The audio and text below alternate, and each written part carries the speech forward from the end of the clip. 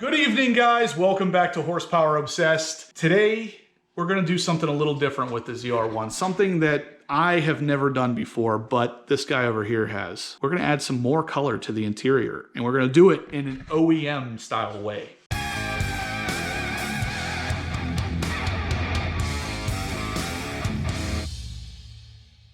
All right, guys, so like I said, we are going to go ahead and add some color to the interior here, and what I mean is we're going to get some red seat belts. So if it were up to me whenever this car was built, I would have chose red seat belts and red paddle shifters, or in my case, rev match paddles. Now, obviously I didn't custom order this car. It just so happened to check pretty much every other box for me. I found some online and they were relatively decently priced, but it comes with a caveat if you have a 2019. So as you can see, this is the seatbelt here. The 2018s and 19 C7 Corvettes actually use a different style seatbelt. Now, I know what you're asking. Well, wait a minute. Why is the seatbelt different for two different years of the C7? Well, it's because this particular one actually has a tiny explosive device in it that stops the belt from moving if a crash happens. Again, you're probably saying, well, don't all seatbelts have that? Apparently not. GM actually says this particular belt can't even be shipped in the mail without this guy right here because it is technically an explosive device. This doesn't really matter much for the actual installation. I just wanted to let you guys know because if you're going to do something like this on your 2019 ZR1, you're going to need a certain part number. And I will put all of that information right here on the screen for you. If you guys want to do this, those are the part numbers you'll check out for the 2018 or 2019.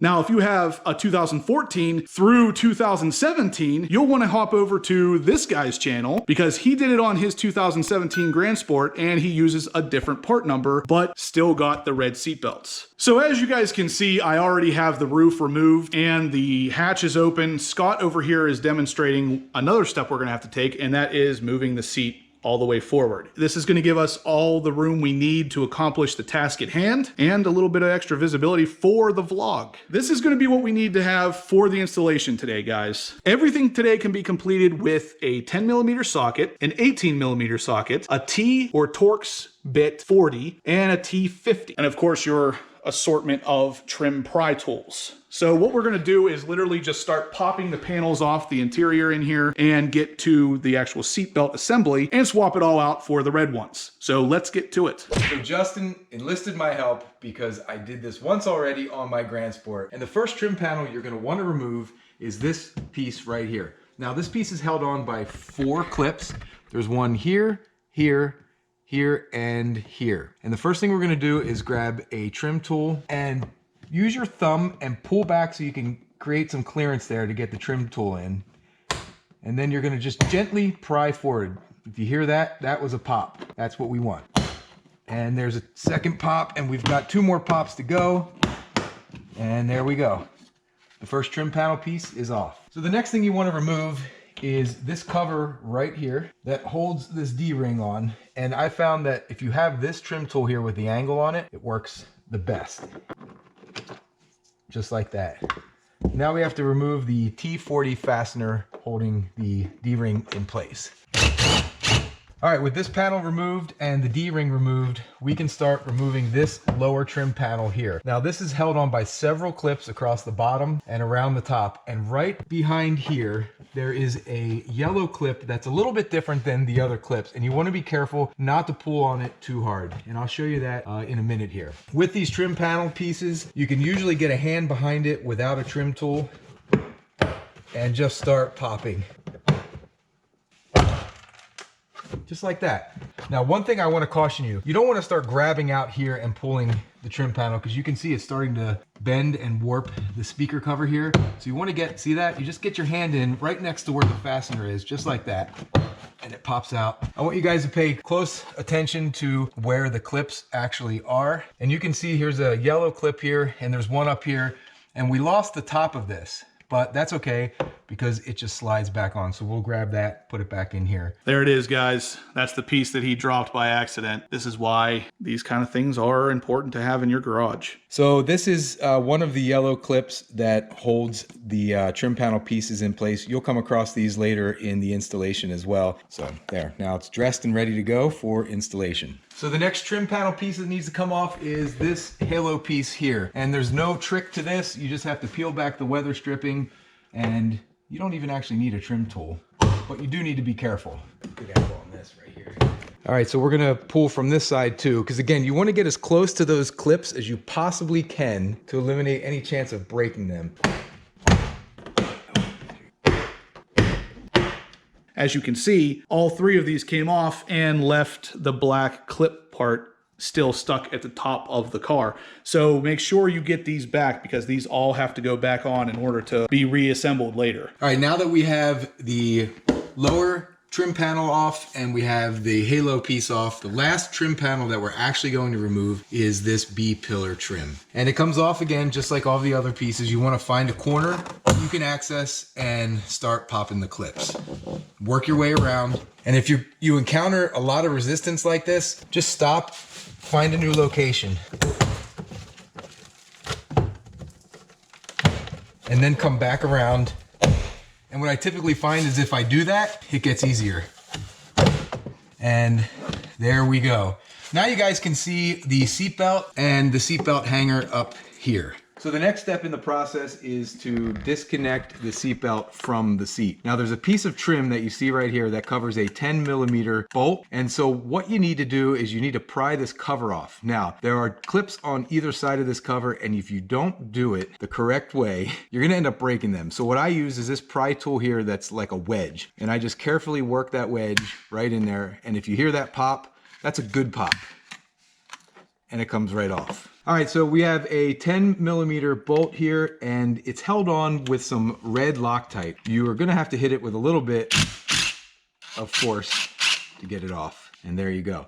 Now, in order to disconnect it fully, you kind of have to wiggle and pull down, and you see it comes off. And there you go, guys. So the next step is to feed the seatbelt and this trim panel piece here, the small cover piece here, back through the B pillar trim. All right, so there you go. You can see it clips in to the B pillar panel piece, and then we'll also pass the seatbelt through. And now we were home free. Now that we have the seatbelt clear of the B pillar trim, we have this piece of trim panel here. Now here is a tip. If you're gonna do this job yourself, this trim panel piece goes all the way down to the rocker panel and actually fits underneath the rocker panel here. Rather than removing this entire trim panel piece, which is a difficult one to remove because there's clips on the front side and on the side of it. So it's tricky to get out and it's tricky to get back in. Don't ask me how I know. What I learned from this process is this plastic here is very thin and very flexible. So if we get this clip out, we're able to bend this out of the way so we can access the bolt for the seatbelt hanger that resides right behind here. So that's what we're gonna do next, guys.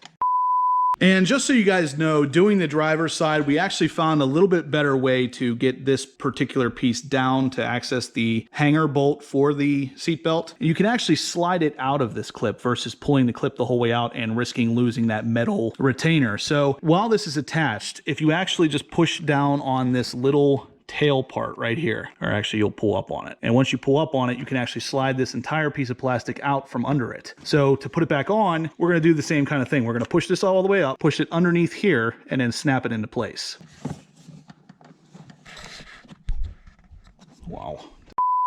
And I think you can see the T50 Torx bolt that holds the hanger for the seatbelt in. And so we're gonna remove that bolt. And then down here, there is an 18mm nut that holds the seatbelt on. There's also 2 electrical connectors on the passenger side and only 1 on the driver's side. So before we remove the T50 bolt here, what we're gonna do is take off this electrical connector first. There's another electrical connector right back here, but we can't access it quite yet until we remove the seatbelt. Rest in peace, headphone users. The next step is feed the seatbelt through this trim panel piece here.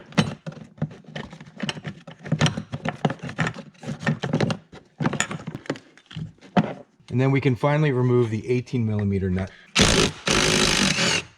All right, now that we have the nut removed and we also have the bolt for the hanger removed, the seatbelt's not gonna fall out because there's a plastic pin holding it into the body of the car. And you just heard that pop. And we're now able to remove the seatbelt. We can turn the seatbelt over and we can access the final connector here. There's two orange tabs here, one on each side. If you pull those up, they're spring loaded and the connector will come right out. And the seatbelt is now free from the vehicle. All right, so now we have the new red seatbelt, and man, this thing is just gonna look awesome in Justin's car. First thing we need to do is basically reverse the process. So we're gonna go ahead and reconnect this electrical connector right here. Nice firm click. We're gonna go ahead and move the seatbelt into place. Take notice of this plastic pin right here. This is gonna allow you to orient the seatbelt properly. So before we put the seatbelt back in, the pin from the old seatbelt is still inside of the body of the car. So you want to pop that out before, obviously, you can put in the new seatbelt and the new pin. We're ready to put the seatbelt back into the car. And there we go. It's now in, obviously not bolted down yet. Don't forget on the passenger side, this other connector here. First thing I'm going to do is go ahead and thread the new T50 bolt just loosely into the car so it's up out of the way. You'll notice that factory already applies some blue Loctite.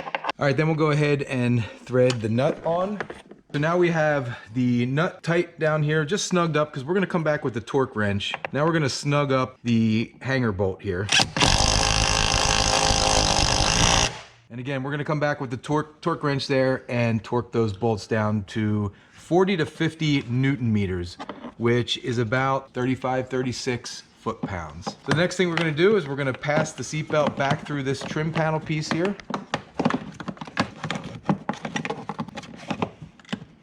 And there we go. That's the click of appropriate torque. There it is.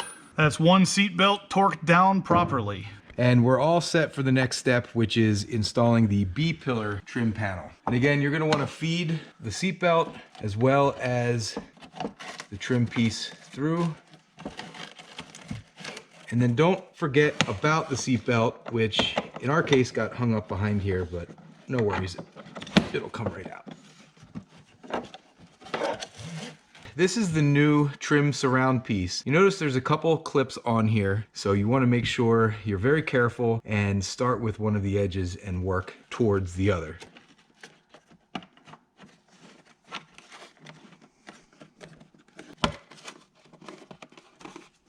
And there we go. Now we can begin to reinstall the B-pillar trim panel piece here. And make sure the weather stripping obviously pulled back around.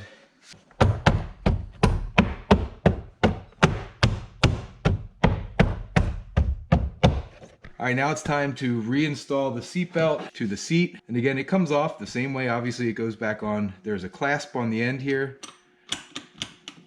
that hooks in just like that. And of course, you have the 10mm bolt that we put a little dab of red Loctite back on.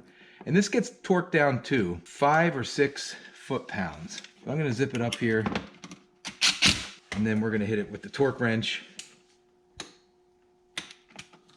And there we go. Finally, we're gonna reinstall the cover, and what you're gonna do is slide it down first before you click it into place here.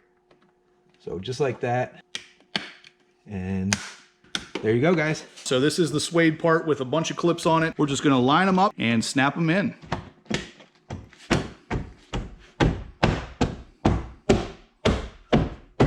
So now it's time to replace the final 2 trim panels. We have this lower panel here and then the cover, and then we're gonna reinstall the D-ring when we're all finished. And again, you just wanna make sure you have eyes on these clips and they are lined up and going in the slot.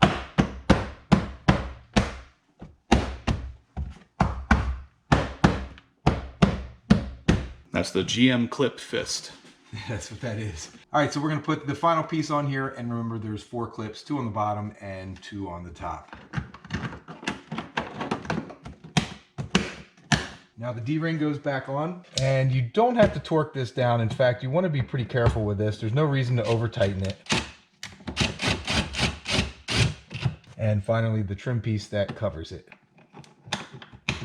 And that's it. It's that easy to replace the seat belts in your C7 Corvette. That's it, guys. So we are fully installed, fully put back together. Check these guys out. Red seat belts to match my red paddle shifters, to match my red calipers. Look at that. Look at that. Oh, would you look at that?